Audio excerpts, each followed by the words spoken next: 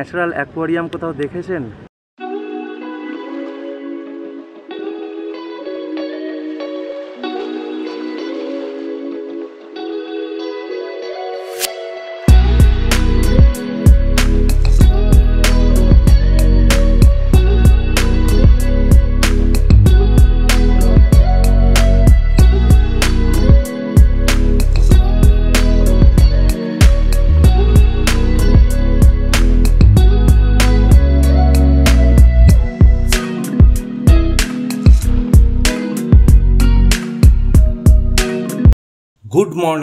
Good morning বন্ধুরা, আশা করি সবাই খুব ভালো আছেন। আজকে আমরা রওনা দিয়েছি স্বরাজদ্বীপ থেকে শহীদ দ্বীপের উদ্দেশ্যে। আজ 25শে মার্চ সোমবার। আজ হোলি এবং দোল একই সঙ্গে পড়েছে এই বছর। বিভিন্ন বলিউড মুভির হাসির ক্লিপিংস দেখতে দেখতে মিনিট 45-এর মধ্যেই আমরা পৌঁছে গেলাম শহীদ দ্বীপ বা নীল আইল্যান্ডে। 2018 সালের 30শে ডিসেম্বর প্রধানমন্ত্রী শ্রী নরেন্দ্র মোদী এই নীলদ্বীপের নাম পরিবর্তন করে রেখেছিলেন শহীদ দ্বীপ। এবং এই শহীদ দ্বীপ পোর্ট ব্লেয়ার থেকে 36 কিলোমিটার উত্তর পূর্বে অবস্থান করছে এবং এই দ্বীপটি এই আকারে আয়তনে খুবই ছোট।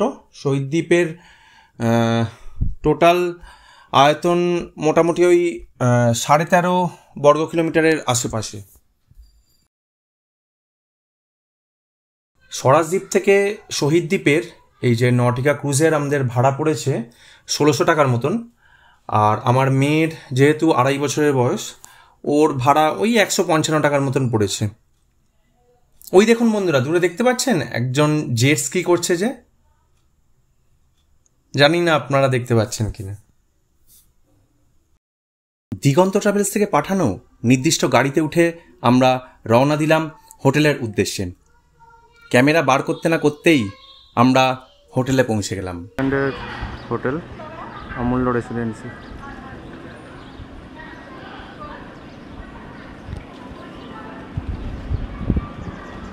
চাইলে আপনারা এখানে আসতে পারেন।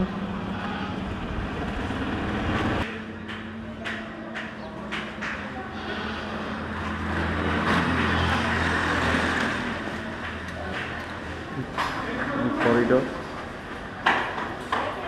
মানে ছোট্ট করে রুম ট্যুর দিয়ে দিচ্ছি। টিভি যেটা দেখার টাইমই হচ্ছে না, অথচ আইপিএল চলছে, কিন্তু আইপিএল স্টার্ট হয়ে গেছে এই মুহূর্তে, অথচ কিন্তু দেখার টাইমই করে উঠতে পারছি না। এসি পাখা চলছে।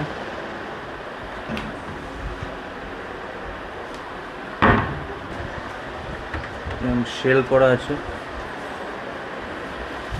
তো এই হচ্ছে বাথরুম।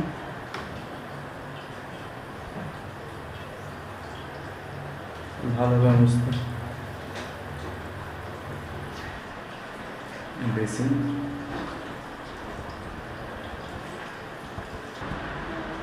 মিরার। এটা হচ্ছে একটা ছোট্ট ব্যালকনি, এটা এদের রেস্টুরেন্ট। এই যেটা শেডটা দেখা যাচ্ছে, দূর দূরান্ত পুরো ফাঁকা, বসবার জন্য চেয়ার আছে। সো বন্ধুরা, এটা হচ্ছে নীল আইল্যান্ডের বাজার, ছোট্ট মার্কেট। দেখুন আজ এখানে দোল আসছে বলে দোলের সেলিব্রেশন চলছে।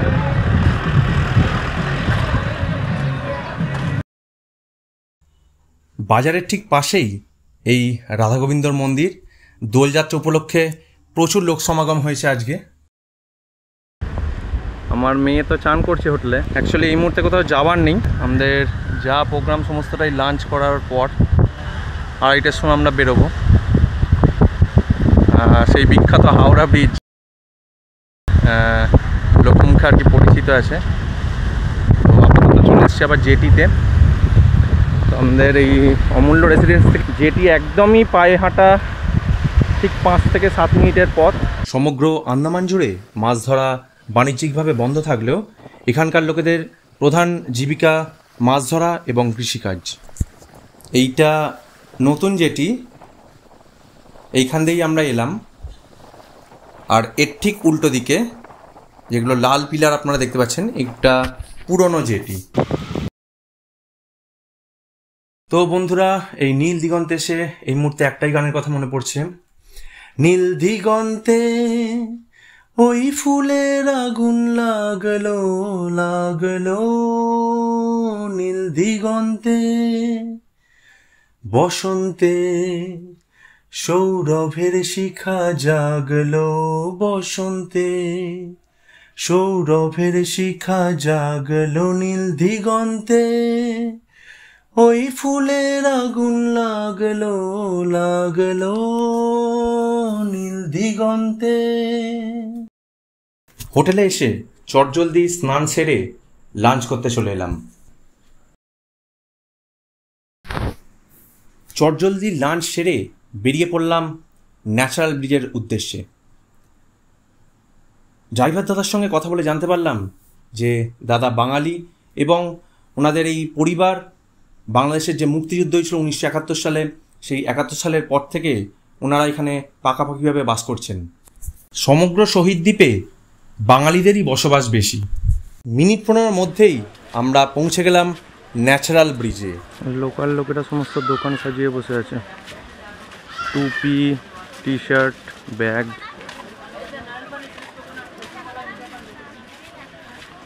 ডাব ডাব তো আন্দামানের সমস্ত জায়গায়, সব জায়গায় এক রেট, 50 টাকা।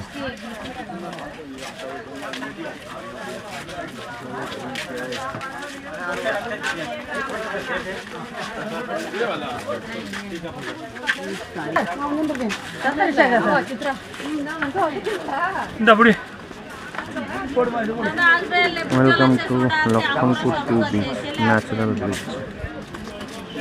স্টেয়ার দিয়ে নামছি। এখানে আপনারা যদি গ্রুপে আসেন তো অতি অবশ্যই গাইড নেবেন, কারণ এই গাইডের থ্রু আপনারা অনেক কিছু জিনিস জানতে পারবেন। এবং সূর্যদেব এখন পুরো মাথার ওপর।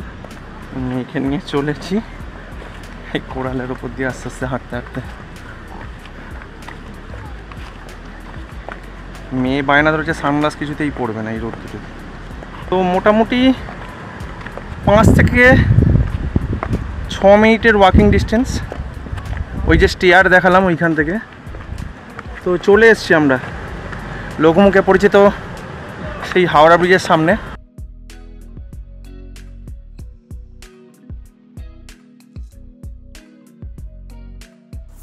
ন্যাচারাল ব্রিজের সামনে ছবি তুলব না তাই আবার হয় নাকি? তাই মায়ের অপটু হাতে তোলা ছবি সযত্নে রেখে দিলাম মনের আর্কাইভে।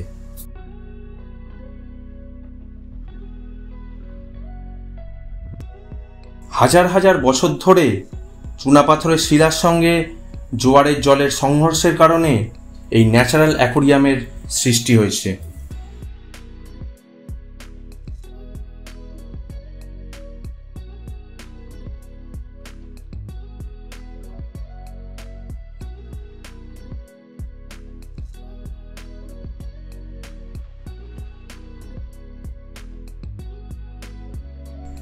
এই ন্যাচারাল অ্যাকোরিয়ামকে এক্সপ্লোর করতে হলে আপনাকে কিন্তু ভাটার সময় আসতে হবে।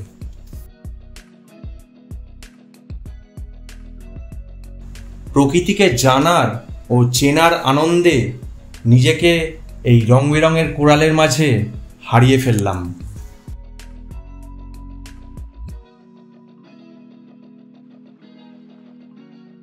এ যেন হাজার হাজার রং বেরঙের কোরালের মাঝে লাল নীল সবুজ মাছেদের এক অপরূপ মেলবন্ধন।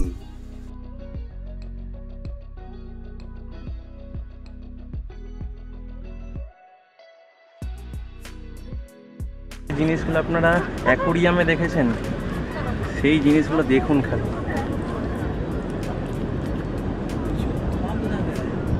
রোমাঞ্চে গায়ের লোম খাড়া করে দেওয়ার মতন ব্যাপার, অসাধারণ। সমুদ্রের জোয়ারের জল থেকে সৃষ্ট হওয়া এইরকম অত্যাশ্চর্য ন্যাচারাল অ্যাকোরিয়াম দেখে গায়ে বিদ্যুতের মতন ঝলকানি দিয়ে উঠল।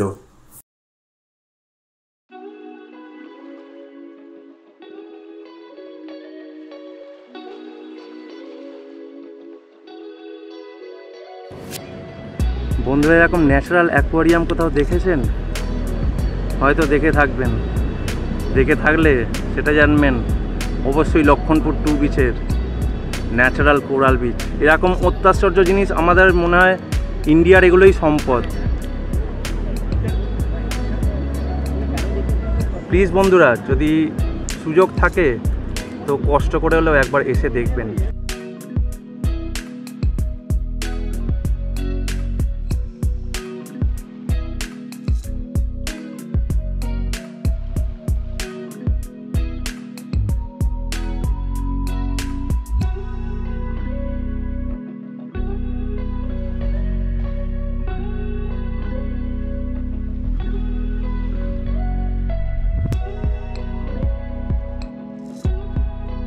দেখতে দেখতে কিভাবে যে 1 ঘন্টা কেটে গেল তার টেরই পেলাম না।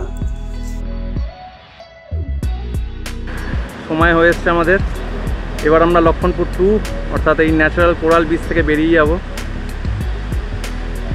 তো অতি অবশ্যই আসবেন বন্ধুরা। আপনারা এখানে আসলে কী পরিমাণ আনন্দিত হবেন এবং জীবনে অনেক কিছু শেখার আছে, সেইটা সত্যি শিক্ষণীয়। যে ন্যাচারাল অ্যাকোয়ারিয়াম কী জিনিস সেটা সত্যি আপনারা চোখের সামনে থেকে প্রত্যক্ষ করতে পারবেন। হাওড়া ব্রিজকে বিদায় জানিয়ে আমরা রওনা দিলাম লক্ষণপুর 1 বিচের উদ্দেশ্যে।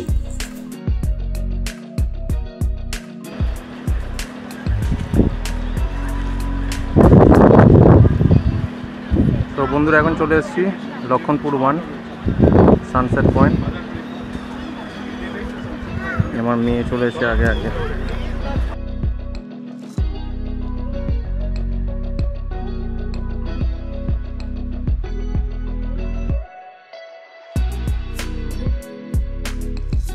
লক্ষণপুর সি বিচ 1 লক্ষণপুর গ্রামের পাশেই অবস্থান করছে। এটি জেটি থেকে 2 কিলোমিটার দূরে অবস্থিত। এটিকে সানসেট পয়েন্ট বলা হয়েছে এই কারণেই, কারণ এখান থেকে খুব সুন্দর সূর্যাস্ত দেখা যায়। তো বন্ধুরা, স্বরাজদ্বীপের রাধানগর বিচ আর লক্ষণপুর বিচের এই সানসেটের মধ্যে কোনটা বেশি ভালো লাগলো অতি অবশ্যই আমাকে কমেন্টস করে জানাবেন। লক্ষণপুর সি বিচ 1-এর পুরো সমুদ্র সৈকত জুড়ে সাদা বালি এবং এই বাদামি কালের পাথরের এক অপূর্ব সংমিশ্রণ ঘটেছে। লক্ষণপুর সি বিচ 1-এর সানসেট যতটা পারলাম আপনাদের সামনে তুলে ধরার চেষ্টা করলাম। এক্সপ্লোর অফ টাইমের এই কন্টেন্ট আপনাদের কেমন লাগলো অতি অবশ্যই আমাকে কমেন্টস করে জানাবেন। যদি আপনাদের এই চ্যানেলের কন্টেন্ট ভালো লাগে তো অতি অবশ্যই একটা লাইক, কমেন্টস এবং শেয়ার করবেন এবং সাবস্ক্রাইব করে পাশে থাকবেন। চলুন উপভোগ করতে থাকি এই অপূর্ব সানসেট।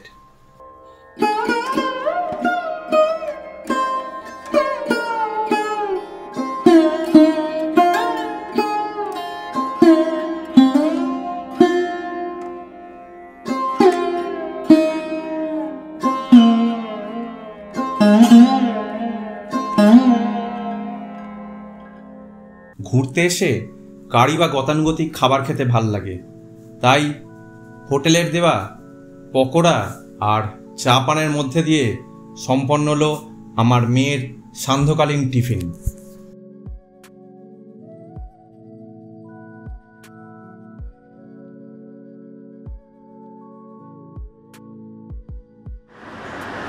এখন বাজে 7:51।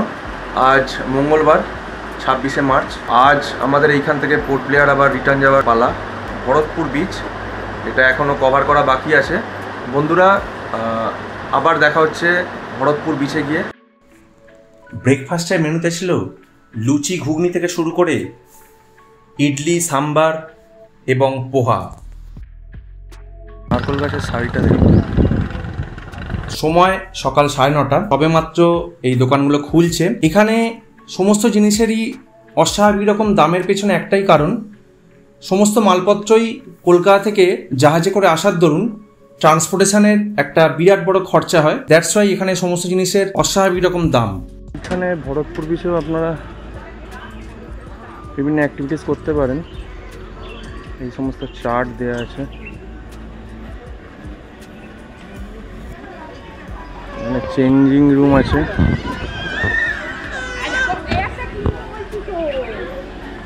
একটা ওয়াটার এটিএম আছে, লকার রুম।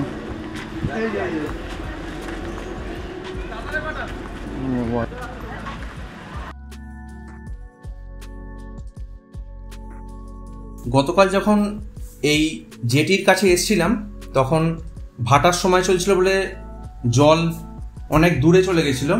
এখন যেহেতু জোয়ারের সময় জল দেখুন অনেক সামনে চলে এসছে এবং এত গাছপালা থাকার দরুন এখানটা সত্যি পরিবেশটা অনেক ঠান্ডা লাগছে এবং দেখতে অনেক বেশি সুন্দর লাগছে। ওই দেখুন দূরে দেখা যাচ্ছে জেটি। আমাদের মোটামুটি 10:45 বোর্ডিং টাইম আছে।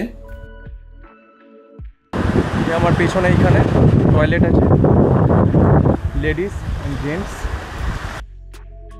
যদি প্রয়োজন পড়ে তো ইউজ করতে পারবেন আপনারা। তো হাঁটতে হাঁটতে অনেকটাই এই দিকে চলে এসেছি। তো এত গাছপালা থাকার দরুন এই ভরতপুর বিচে এতটাই স্নিগ্ধতা এবং এত শান্ত একটা পরিবেশ এবং শুনতে পাচ্ছি যে অনেক গাছে পাখি ডাকছে। তো একটা মনোমুগ্ধকর পরিবেশ বলা যেতে পারে। তো আপাতত ভরতপুর বিচকে বিদায় জানিয়ে আমাদেরকে যেতে হবে পোর্ট ব্লেয়ারের উদ্দেশ্যে। তো আমাদের 10:30টার মধ্যে জেটিতে পৌঁছতে হবে। তো চলুন বন্ধুরা যাওয়া যাক। ওই দেখুন বন্ধুরা, নৌকায় করে সমস্ত পেভার ব্লক, স্টোন চিপস, বালি,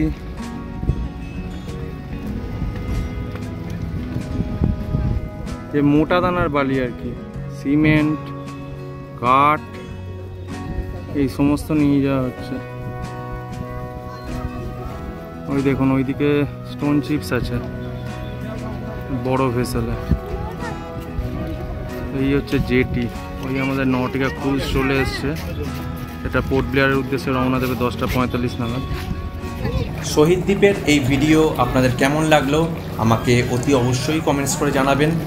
যদি এই ভিডিওগুলো ভালো লেগে থাকে তো সাবস্ক্রাইব করে পাশে থাকবেন। খুব তাড়াতাড়ি দেখা হচ্ছে পরের পর্ব নিয়ে। ভালো থাকবেন।